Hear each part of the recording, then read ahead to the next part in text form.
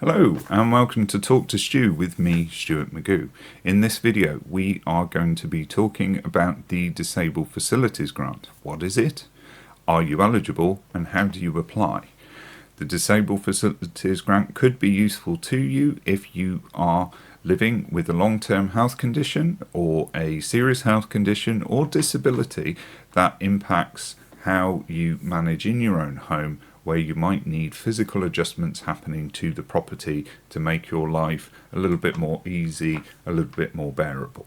Okay, so stick with me on this and we'll get into it. But if this sort of thing is useful to you and you enjoyed this video, don't forget to like, share, subscribe and click the notification bell, because I often do Q&A live streams where I answer people's questions on benefits and health and social care. Right, so what is the Disabled Facilities Grant? Well, the Disabled Facilities Grant is essentially a pot of money that the government assigns to each local authority for them to administer in identifying people who have long-term health conditions, serious health conditions, or disabilities that are impacting how they manage in their own home. The idea is to keep people as independent as possible, but also keep them in their own home for as long as possible.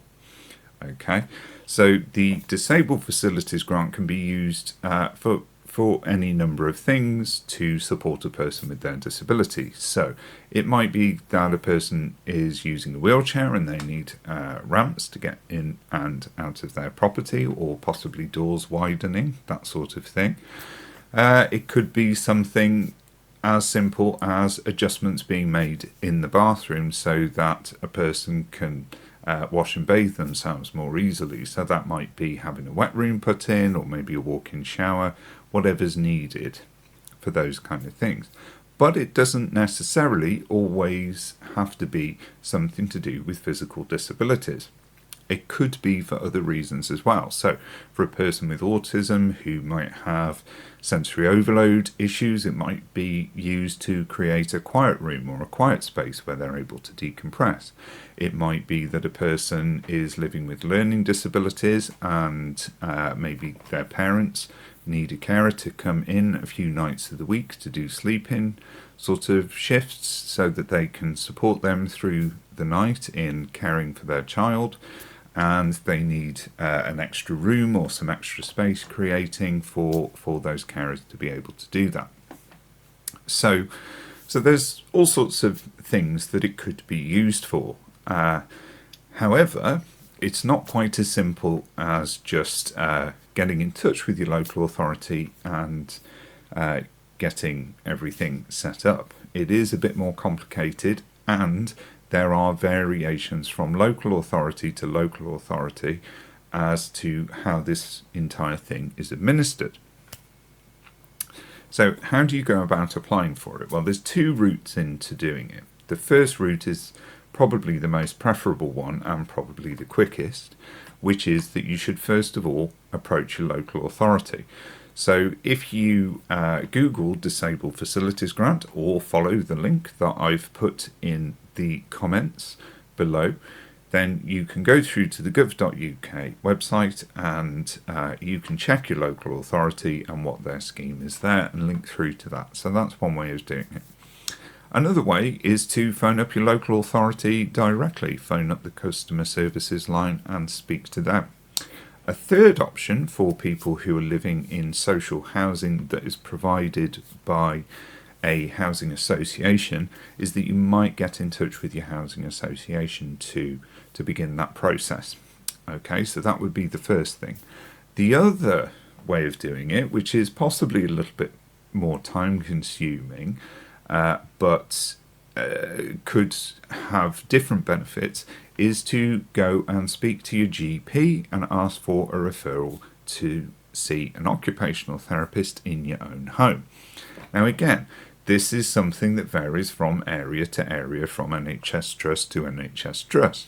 So it's worth checking with the GP what sort of occupational therapy services are available in your area and how long occupational therapy referral waiting lists are as well before totally going down that route. But you might want to start down that route first of all, because you really might not know what it is that you need and what would be most of benefit to you. And having that conversation with an occupational therapist can point you in the right direction.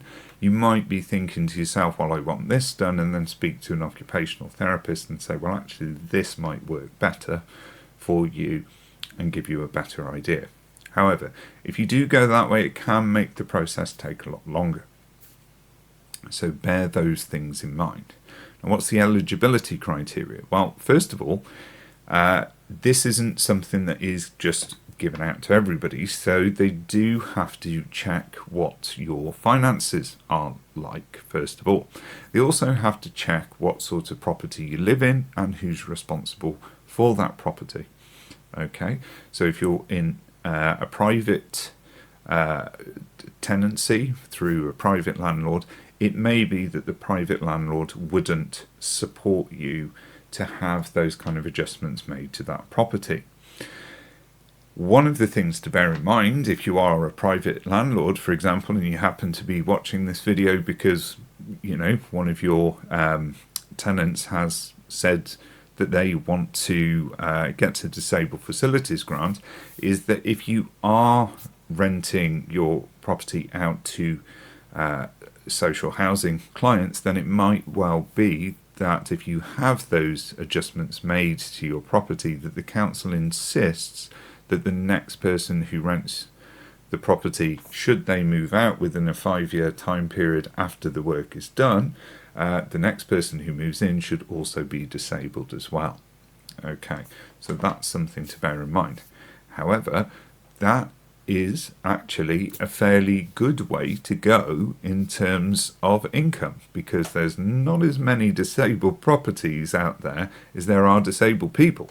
So if you are a landlord and you do have those adjustments made, then you've got a pretty niche market there, which is actually going to keep the tenants coming. So it might be a good idea to think of it in that way. Anyway, if you're a landlord, that's up to you.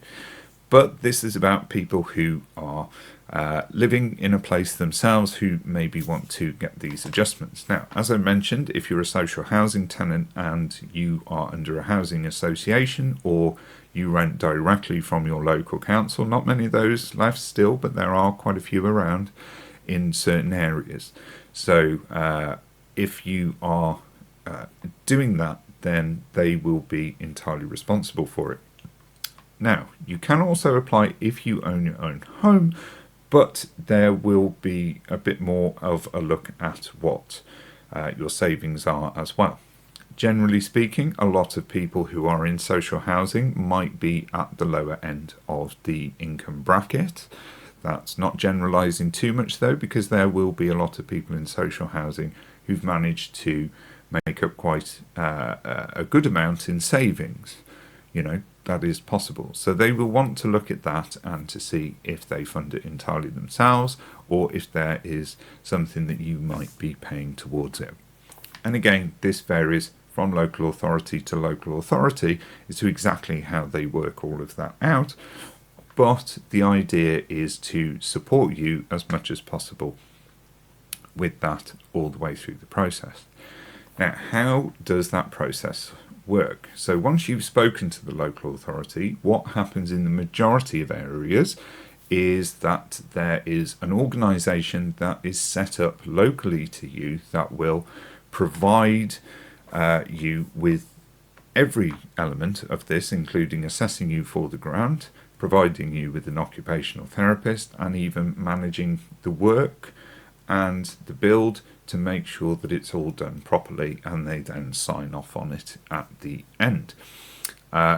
Usually the local authority will kind of create a contract which is awarded to one organisation, but it depends on the area that you live. It might be that your local authority is broken down into districts or district councils, and they may have a different thing in each district. Another word and that might be used as borough, so it might be different boroughs. that have different approaches, or it might be that they've got a one-size-fits-all. In some cases, some local authorities do it entirely in-house, and they don't contract out to any other organisations. In some local authorities, they may use different organisations for different types of work, depending on what it is that the person is most requiring. And you'll be guided through the process, generally speaking, you'll be guided through the process either by the local authority or by your housing association or by the organisation who actually goes ahead and does the work. So what is the eligibility criteria? Let's just have a quick look at that. So, first of all, you have to be disabled. So the way that, generally speaking, in the UK we prove that a person is disabled is we have applied for children's DLA, personal independence payment, or attendance allowance for that individual. Once that is successfully awarded to the individual, that person can then prove that they are disabled because they have passed the disability assessment. So that's the one way of doing it. But there could be other ways of doing it. It might be that an assessment is pending. You may prove that with medical evidence that you collect from your doctor. It might be that you are on a register of some kind. So if you've got sight loss or hearing loss, as an example, you might be registered as sight impaired or hearing impaired on your local council, and that might be proof enough. For some older people, they may use a combination of medical evidence and possibly a successful blue badge application, something like that, to demonstrate that they're disabled. So that's the first thing. So the next thing is that the person who makes the application must either be the owner, the tenant, or the landlord. Okay, that one's simple enough. The next bit is a bit more tricky. The council needs to be happy that the work that will be done is necessary and appropriate to meet the disabled person's needs, and reasonable and can be done depending on the age and condition of the property. So if, for example, you were to ask for something that was a little bit outside of the box, that wasn't deemed to be necessary for a person's needs, then the local authority or your council may say, we're not prepared to award the disabled facilities grant for that purpose. They always reserve that right. And it may be that once they have assessed your property, they find that it's not suitable for this kind of thing to be done. Now, if that is the case, then you might need to go and look at, as a possibility, going on to the housing register and finding a property that is suitable for your needs in the first place. And that is something that your local authority should be able to advise you on. But also, if not, I'll have a video following this one very soon which will explain how you get on the housing register locally to you when you have a disability or long-term or serious health condition. So the next thing to consider is the length of time this will take. So the work should be completed within 12 months of the grant being approved. Now, it is the case in some situations that people who are property owners are given the grant and then they get the work done themselves. If that is the case, then you have to make sure that that work is completed within 12 months. If it's not completed within that time period, they may not pay out, or they may pay out a smaller amount that was originally agreed. So the other thing to remember, and this is really important, is not to start doing any work in this way before applying for the grant, because you may not be awarded the grant at all if you do that. Okay, it is really, really important that the local authority, your council, be involved in that process so that they are able to make the assessments of eligibility that I've just mentioned. And of course, you need to make sure that you've got permission from whoever your landlord or housing association is to do this if you're not the owner of your property, and if required, you apply separately for planning permission and building regulations approval. Now, this is why most local authorities will use an organisation that manages the entire property project, especially if a person is in a social housing property, because there are these factors that need to be considered as well. But it's always worth asking whoever it is that's managing that work whether or not they are going to support you with the planning permission and with the building regulations approval as well. It's also worth noting, if you are a home owner, does this work that you're doing add value to your property or take value away from your property? Does it increase saleability or decrease saleability as well? So those are factors that you might want to consider. They might not be so important as making sure that you have a safe home in which you can live comfortably and independently, but they still might be things that you want to bear in mind. So, what can you get?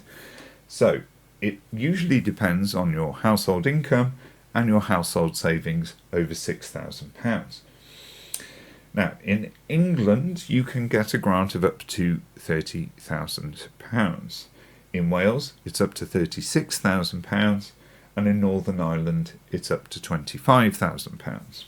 In Scotland, there's a very different system that goes on, and you can find out more about that by going to the gov.uk website and having a look at that. As I say, you may be paid in instalments as the work progresses, or you may be paid in one go and expected to then pay the people that are doing the work. Or, as is more often the case, it may well be that the council is contracting out to an organisation and the money goes to them and they pay all of the contractors who are doing the work. So, you will have to, of course, provide the local authority with invoices and demands and receipts and things like that, as well as dates that a person needs to be paid, when the work's going to be completed, and those kind of things. So if you are managing it yourself and doing it from your own home, you've got to make sure your admin on this is very, very good and you're on top of it. So,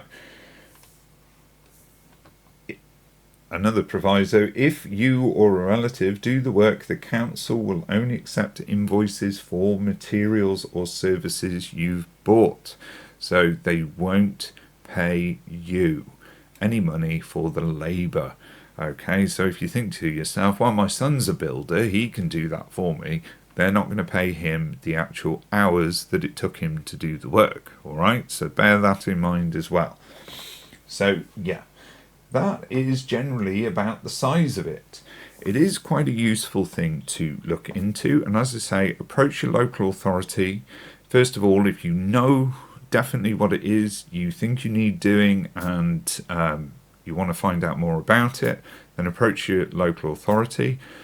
In areas where they have these organisations, like I say, that do this, then generally speaking they'll put you on a waiting list, then they'll come out and do an assessment to see whether, first of all, you're eligible financially, whether you need it in terms of your disability and what it is, and then following on from that they will get an occupational therapist to come out and do a full assessment to make sure that everything is right for you, that they're going to move ahead with, and also do important measurements and things like that. They'll then start the process, and this could take any length of time to be done, but as I say, it is supposed to happen within 12 months of the grant being awarded, so there is usually at least something happening fairly quickly. But because of that, that is why the waiting list for you to be seen can be a bit longer. Now, if you're in the situation where you have a terminal illness and it's been diagnosed that you have less than 12 months to live, then it is always worth telling them this as you make that application, because if you can evidence that, it may well put you as a higher priority on the list. Also, if there's a serious safety risk to you, you should make sure that that is clear as well, as again, that may make you a higher priority. Okay, I'm not saying it will make you a higher priority, it may do. Okay, the final thing to remember is, like all benefit applications, the Disabled Facilities Grant application is something that you can disagree with when they make the final decision. So if they were to say to you that they're not awarding it for whatever reason, then you would be able to appeal that decision. However, again, the process for appeals will vary from local authority to local authority, so do bear that in mind. Now, one final point before I zip it, because I know I do get comments from people quite a lot that I just waffle on too much and I'm a bit boring. I don't care. You may as well not comment. If you're thinking, oh, I'm going to tell him how boring he is, he needs to change how he does his videos, it's not going to happen, so don't bother. But yeah, the final thing to bear in mind is, I said earlier, you may want to approach an occupational therapist first of all. It doesn't necessarily make the process faster.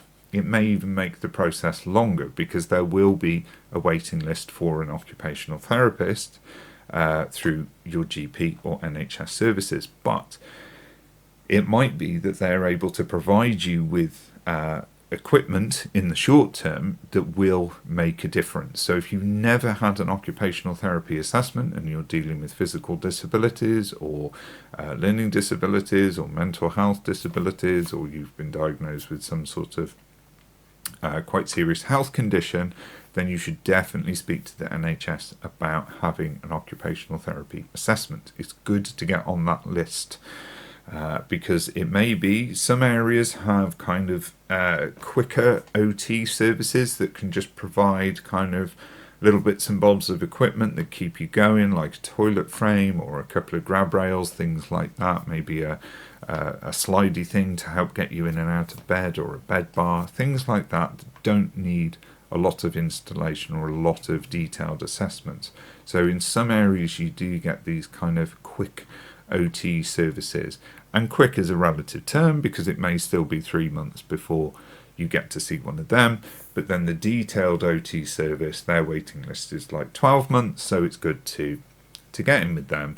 And generally speaking, OTs tend to have a similar kind of level of knowledge as well, so they'll be able to advise you whether or not what you're talking about will be something that you might be able to apply for the Disabled Facilities Grant for.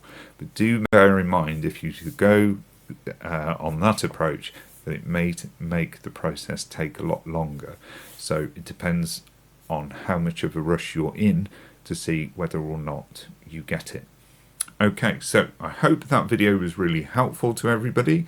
If you enjoyed it, please like, share, subscribe, and hit the notification bell. Like I say, it's always good to follow that to see the next videos that I do. I'm going to be doing some more videos on housing and housing for people with health conditions and disabilities over the next few weeks.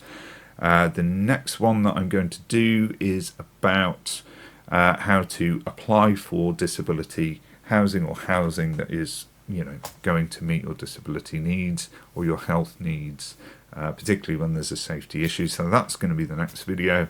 And yeah, we'll do some more besides things like how do you deal with your complaints against your housing association, things like that. So we're going to get into all of those things.